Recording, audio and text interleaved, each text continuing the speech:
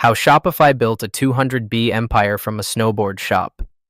In the winter of 2004, Tobias Lütke had a simple dream: sell snowboards online. The German-born programmer had moved to Ottawa, Canada, and wanted to launch an e-commerce store called Snowdevil with his friends Scott Lake and Daniel Weinand.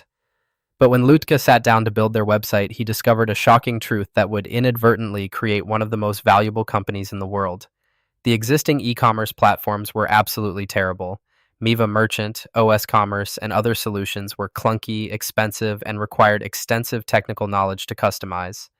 Frustrated by these limitations, Lütke made a decision that seemed crazy at the time but would prove to be worth over $200 billion.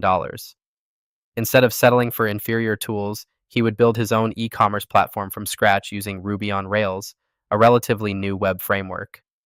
What started as a side project to sell snowboards would become Shopify, the engine powering over 4.6 million online stores worldwide and generating more than $700 billion in merchant sales annually. The snowboard store barely sold anything, but Lütke's custom-built platform worked flawlessly. Friends and other entrepreneurs who saw Snowdevil's website kept asking the same question: how did you build this, and can we use it too? By 2006, Lütke, Lake, and Weinand realized they had stumbled onto something much bigger than selling winter sports equipment. They officially launched Shopify as a hosted e-commerce solution, charging $29 per month for basic stores.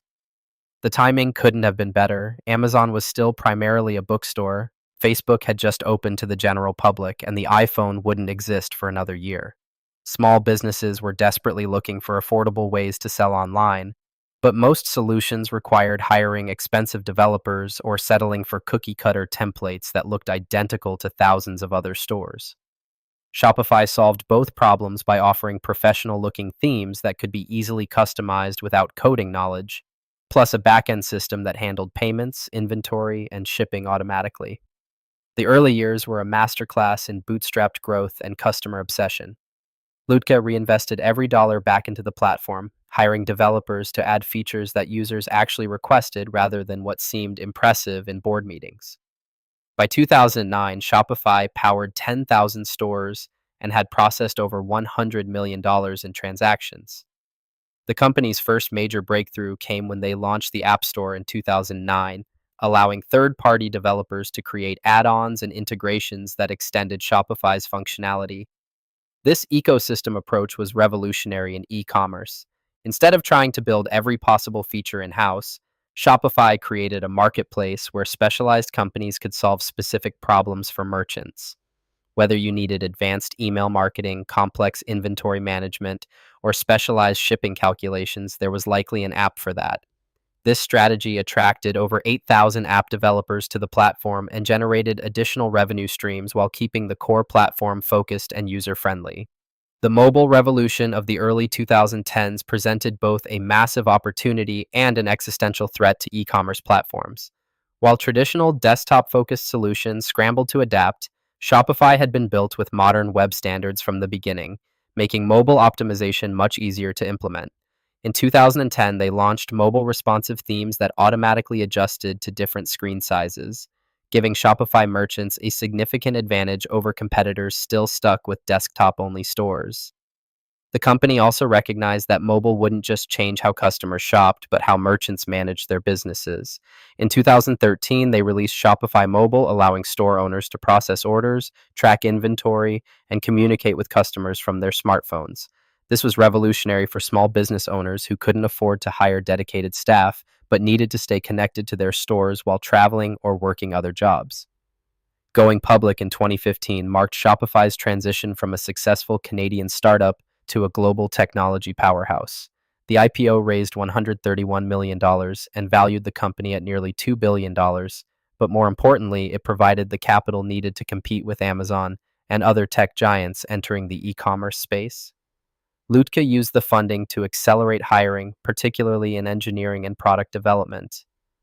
The company's headcount grew from 1,000 employees in 2015 to over 10,000 by 2021.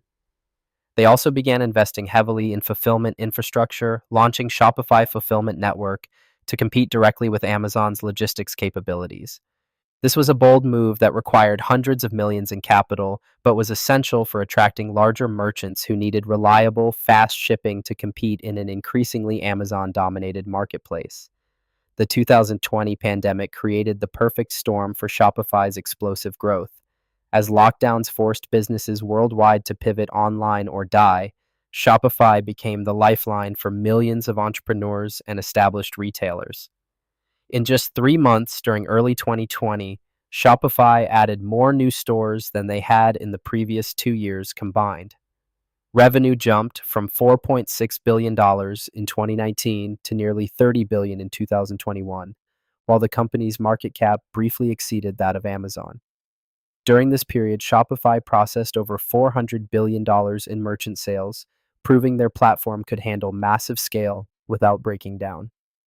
The pandemic also accelerated trends that played directly into Shopify's strengths: social commerce, direct-to-consumer brands, and the creator economy. When traditional retail channels disappeared overnight, brands like Gymshark, Allbirds, and Kylie Cosmetics used Shopify to reach customers directly, often generating higher margins than selling through department stores or Amazon. Shopify's expansion beyond basic e-commerce tools transformed them from a website builder into a comprehensive business operating system. Shopify Payments eliminated the need for third-party payment processors, reducing costs and complexity for merchants while generating additional revenue for the platform through processing fees. Shopify Capital provided cash advances to growing businesses based on their sales data, helping merchants invest in inventory and marketing without traditional bank loans. The introduction of Shopify Plus in 2014 targeted enterprise customers with annual revenues exceeding $1 million, competing directly with expensive custom solutions from companies like Magento and Salesforce. By 2024, Shopify Plus powers stores for major brands including Tesla, Netflix, Red Bull, and Heinz, proving that their platform can scale from individual entrepreneurs to Fortune 500 companies. The company's international expansion strategy focused on emerging markets where traditional retail infrastructure was weak but mobile adoption was high. Shopify localized their platform for different currencies, languages, and payment methods, making it easier for entrepreneurs in countries like India, Brazil, and Southeast Asia to start online businesses.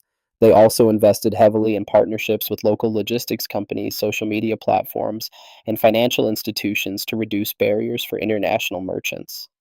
By 2023, over 60% of Shopify's merchants were located outside North America, with the platform supporting transactions in over 130 currencies and multiple languages.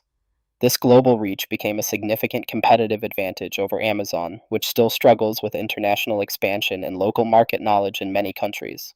Innovation in social commerce and multi-channel selling became Shopify's next major growth driver as consumer behavior shifted toward purchasing directly through social media platforms.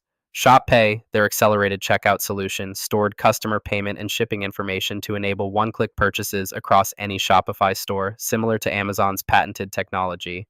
The integration with Facebook, Instagram, TikTok, and other social platforms allowed merchants to sell products directly within social media apps without redirecting customers to external websites.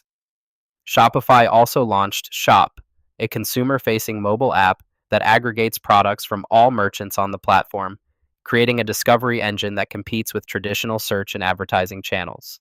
These innovations addressed one of the biggest challenges facing direct-to-consumer brands.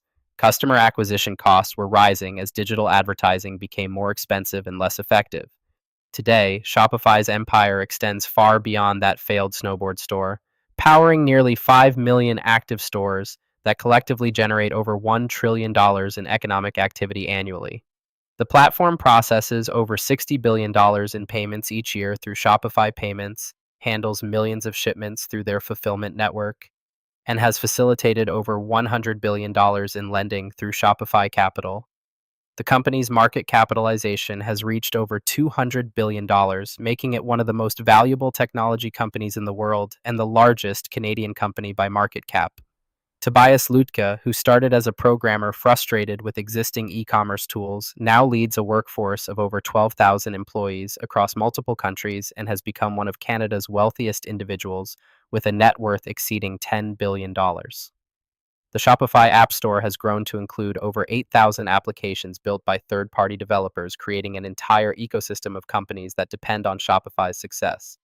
From that simple desire to sell snowboards online, Lütke accidentally built the infrastructure that powers the modern internet economy, proving that sometimes the biggest opportunities come from solving your own problems first.